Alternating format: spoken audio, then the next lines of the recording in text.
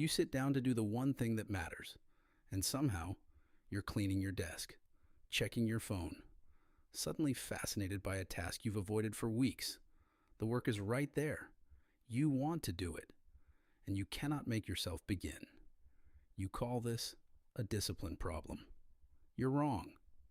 For years, you've been told the same story, that focus is a muscle, that if you just wanted it badly enough, if you were just tougher, you'd grind through. So every time you fail to lock in, you add it to the pile of evidence that something is broken in you. But discipline was never the thing standing in your way. The psychologist Tim Cycle spent decades studying why people put things off, and what he found dismantles everything you assumed. Procrastination, he discovered, is not a time management problem. It is not laziness. It is an emotion management problem. You are not avoiding the work. You are avoiding a feeling. Think about the task you keep dodging. Underneath it is something uncomfortable. The fear you'll do it badly. The boredom of something dull. The self-doubt that whispers, you're not good enough to even start. Your brain feels that discomfort coming, and it does what brains are built to do. It flinches. It reaches for anything that feels better right now. The researcher Fuxia Sirois calls this giving in to feel good. In the moment, the scroll, the snack, the sudden urge to reorganize, all of it works. The bad feeling lifts. You get a tiny hit of relief. And your brain quietly learns that avoiding the task is how you escape the dread. So the loop isn't about weakness. It's about comfort. Every time you flinch away, you train yourself to flinch faster next time. This is why discipline fails you. Discipline tries to force your way through the feeling, to overpower it. But you cannot outmuscle an emotion you refuse to look at. You're fighting the symptom and ignoring the wound. And the harder you grind, the more the task becomes linked to misery, which makes the dread bigger, which makes locking in even harder.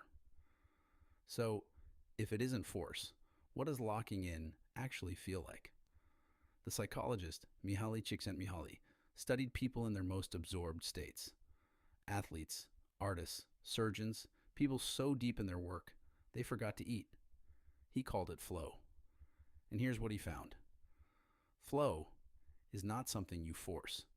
It's something you fall into when the conditions are right. Those conditions are simple. A clear goal. A task that's challenging, but not so hard it terrifies you. And a beginning small enough to actually start. Nobody locks in by deciding to lock in. They lock in by taking one tiny, non-threatening step and letting the work pull them under. Which means the resistance you feel isn't your enemy. It's information. It's pointing directly at the thing that matters most to you. Because we only dread the work we're afraid to do badly. The bigger the flinch, the more it counts. So you stop trying to defeat the feeling. You shrink the entry instead. Not write the chapter. Open the document and write one ugly sentence. Not study for the exam. Read one page. You make the first step so small, the dread has nothing to grab onto. And once you're moving, the feeling you were avoiding loses its grip, and the work quietly takes over. That's the secret no amount of willpower could teach you. You were never lazy. You were just scared and trying to fix fear with force. You sit down to do the one thing that matters, and this time you don't try to overpower it. You just take one small step toward the thing you were afraid of, and you let it carry you.